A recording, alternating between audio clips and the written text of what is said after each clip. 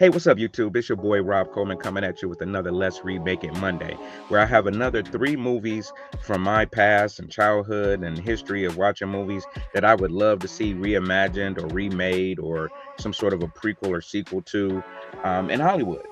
So my three movies that I got for you guys this time, and I'm liking this Let's Me Make Remake It Monday because I'm getting a chance to kind of go through all the movies that I've seen, in my childhood and into my young adulthood that influenced or affected me and gave me a love for like horror movies. So these are another three that I feel like deserve some sort of a reimagining. The first movie on my list is a movie called Life Force. Now, Life Force came out in 1985 and is directed by Toby Hooper, who directed Texas Chainsaw Massacre, and it stars Steve Railsback, Mathilda May, and Peter Firth. There's actually a cameo of Patrick Stewart in there, of course, before he was Picard or whatever, and in a blink and you miss it moment. But the story with this movie is that the um, we basically find aliens essentially in outer space. Scientists go to investigate. I think something was left in like the trail of Halley's Comet. Scientists go and investigate and they end up bringing back some humanoid space aliens. And they wake up and end up being soul stealing vampires. And not soul stealing in the good way.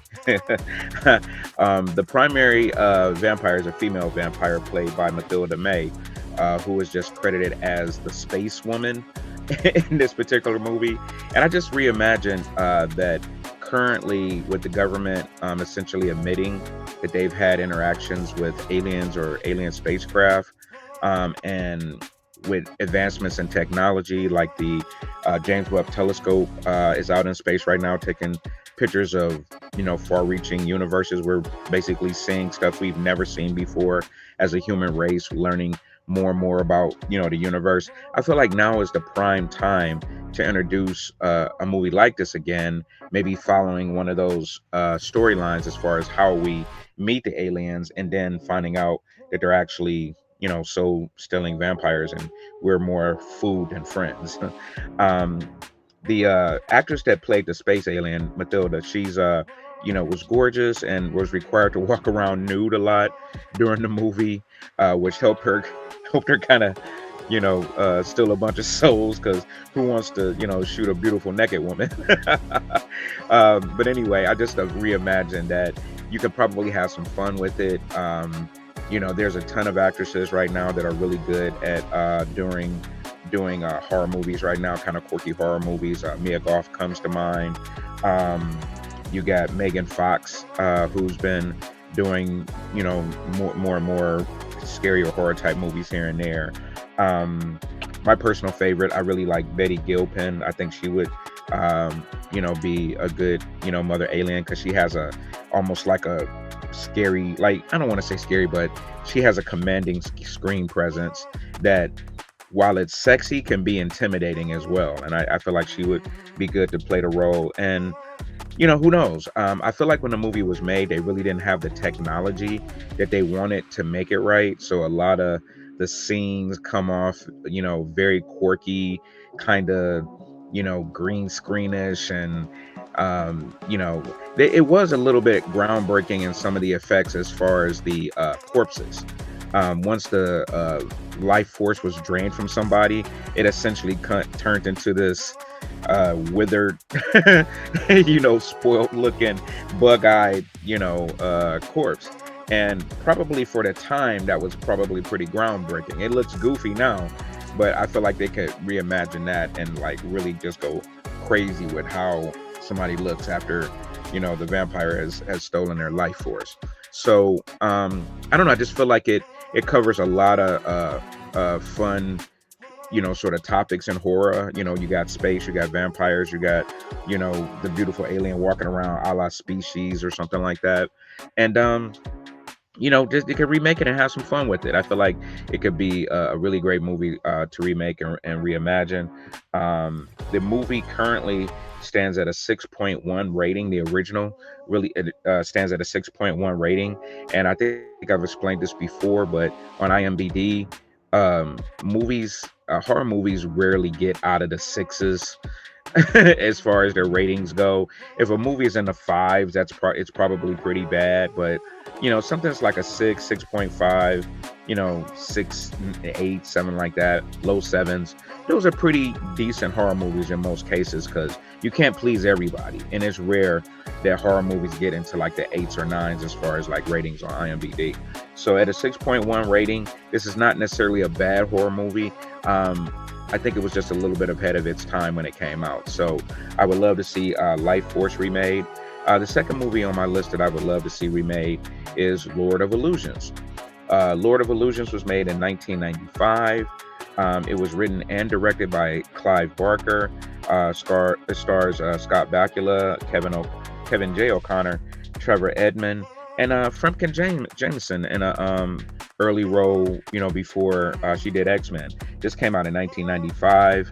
X-Men came out in 2000, where she plays Phoenix. So, she was definitely early in her career on her trajectory up to, being one of the X-Men in the movies for over a decade. So, Lord of Illusions is essentially, once again, written and directed by Clive Barker, who is sorely underrated as far as like, I don't want to say underrated, because people love Hellraiser and all of the other, stuff that he did around this time. But I just don't feel like fans talk about Lord of Illusions enough. Lord of Illusions was actually really good. It's still scary now if you watch it. It has some great moments, some great gore. The villain in the movie, Nyx, is so underrated as a Clive Barker villain. I mean, people love Pinhead and some of the other villains in some of his movies, Rawhead Rex or whatever. But Nyx is like really underrated as far as a villain. He's essentially an immortal cult leader who wants to burn the world or whatever. He's played really well by the actor Daniel von Bergen, and I feel like he could definitely uh, literally be a reimagined villain that is something that could lead this into becoming a franchise, honestly, because he's immortal. I mean, and by the time this movie happens, he's already been alive like several centuries. Like they go to research who he is and they find pictures of him from like centuries ago.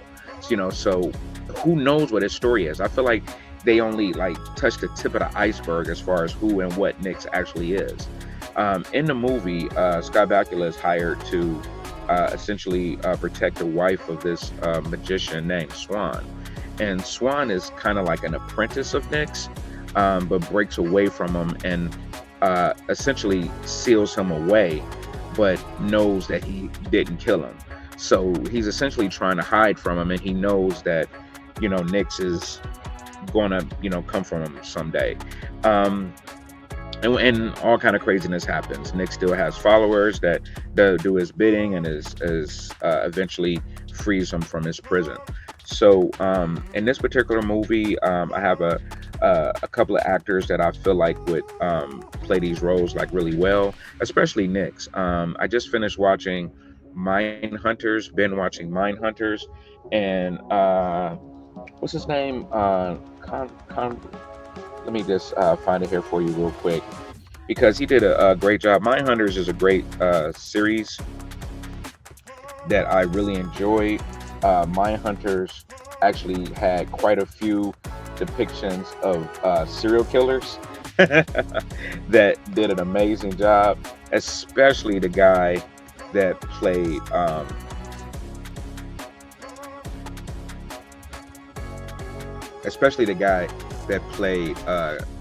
Charles Manson. The guy who did Charles Manson absolutely nailed it. He was, just so magnetic on the screen, and I believed I was looking at an interview with Charles Manson by the time that scene was over with. But anyway, in Mindhunters, the guy that plays the co-detective, Hatch, Ben Tent. He plays Bill Tench in the movie, in the series. Hope McCallany. I feel like he would actually be a good Nyx. I feel like he has a look, the voice, the screen presence. I would love to see, him play Nyx reimagining of Lord of Illusions. Lord of Illusions currently stands at a 6 rating on IMDb, which once again is not a bad movie necessarily. I just feel like Clive Barker, he's such a he's such a descriptive writer. Like if you've ever read any of his stories or any of his novels, he goes into such detail on the descriptions on as far as what's happening, until it just kind of pulls you into the world. And he's one of the few people that I feel like you have to read the story versus watching it on the screen, because I feel like you don't get it by seeing it. You have to read the description. So sometimes when he directs, I get it could be difficult to portray some of the stuff that's in his mind visually. You almost have to read some of his stories to get it. And I feel like Lord of Illusions is probably one of those, because there's some things and special effects that happen during the movie that are pretty cool. But if you read it, it probably would make more sense. You know what I mean? So, Lord of Illusions, let's remake that. I actually, in the back of my mind, have a potential prequel sequel. So one of these days, may write it down and present it, just because I literally love the villain in this movie so much. I feel like his story needs to be told over a couple more sequels. And then the last movie on my list that I feel like deserves a remake is a lot of people's it's a lot of people's movie that they love from back in the day. Phantasm. Phantasm was made in 1979. It's written and directed by Don Coscarelli, who actually wrote and did like a bunch of other like cult fan favorite movies. Bubba Hotep, I think, is another one that he's responsible for. You can of course look him up on IMDb, but Phantasm is an absolute fan favorite from back in the day. It stands at a 6.6 rating on IMDb, and this is considered a cult classic. So you can see a movie that's in the sixes is not necessarily a bad movie. People still like it and people still revere it. So at a 6.6, this movie once again is pretty decent. Scared the shit out of me in 1979. I was 10 years old, and seeing this movie now. When you see it now, some of the stuff is kind of goofy, with the dwarves and stuff like that. But some of it was very sort of before its time, like the head drilling, ball drones that float around protecting the mortuary. One of those things gets you and flies into your head, it's over. You know what I mean? So essentially what happens in this movie, there's a group of friends who attend a funeral of one of their buddies. And while attending a funeral, a local kid sees the funeral director, or mortician, I guess, the tall man, pick up a coffin by itself and put it in the back of a hearse. And while he's investigating, more and more, stuff starts to happen, and it eventually leads to them, discovering, that this funeral home or this mortuary is not actually there to, just bury your loved ones. They actually have a more sinister plot that they're doing with the bodies and everything like that. The tall man, of course, is an iconic villain from this movie. He's played by an actor named Angus Scrimm. That's actually his screen name. His actual real name is Lawrence Rory Guy, but Angus Scrimm, once again, was his sort of screen moniker. And even though he plays the tall man, he's actually only 6'4". Now 6'4" is still pretty tall, but in the movie they play him out to be like freakishly tall. Like all the camera angles are shot like coming down over his shoulder and everything, and he looks like he's like 7 feet, maybe 8 feet tall in the movie. And I imagine that you could retell this Phantasm story with a new tall man. Imagine Boban Marjanovic, you may recognize as the library villain from John Wick 3 that John Wick had to fight. Former NBA player. He stands at 7'4", and he's a solid 7'4". He's not like a skinny dude, you know what I mean? Imagine him as the tall man, you know what I mean? He has, very deep gravelly voice, could be imposing and intimidating if he wanted to. And, I'm literally giddy thinking about a new Phantasm with him as the tall man. I think it would be amazing. The movie also starred A. Michael Baldwin, Bill Thornberry, and Reggie Bannister as sort of the trio that continuously have to figure out throughout the sequels, how to stop this mortuary from stealing bodies or whatever.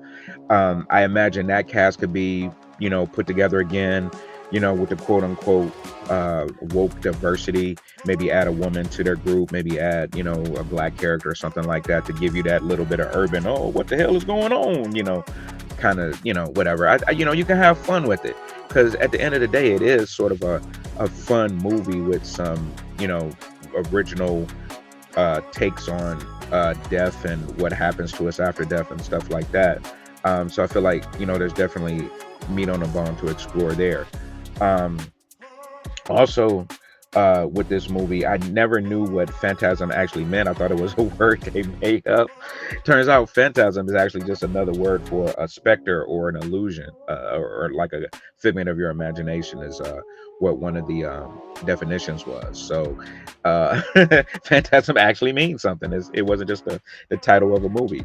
So, so yeah, let's remake that. I feel like it could be remade really fun. I feel like there's some really cool stuff you can do with the drones. I feel like there's some cool stuff you could do with the tall man. I feel like you could really tie the story up a little bit better and give the fans something a little bit better to understand, because I don't know anybody that can actually really explain what was going on in the original Phantasm. So once again, just three movies growing up and throughout my youth that I really like, that I imagine would be good movies to remake and reimagine. So what do you guys think? Do you think Lord of Illusions, Life Force, or Phantasm would be good movies to remake? I mean, they don't have to be big screen. Maybe do something on Shudder, or something on Amazon Prime, maybe a Netflix movie. They're constantly remaking horror movies from back in the day, but they keep remaking the same ones over and over. You know what I mean? Let's find some new ones that were good, that we can reimagine and put together and make something better. So once again, this is your boy comedian Rob Coleman coming at you. We're gonna try to do this again next Monday with another Let's Remake It Monday, and I have another three movies for you guys to reimagine. So this is Rob Coleman signing off. Hope you guys are enjoying the content. Like, share, and subscribe, and let me know if there's anything else that you would like me to watch or review. Thank you guys again for watching. Have a great day.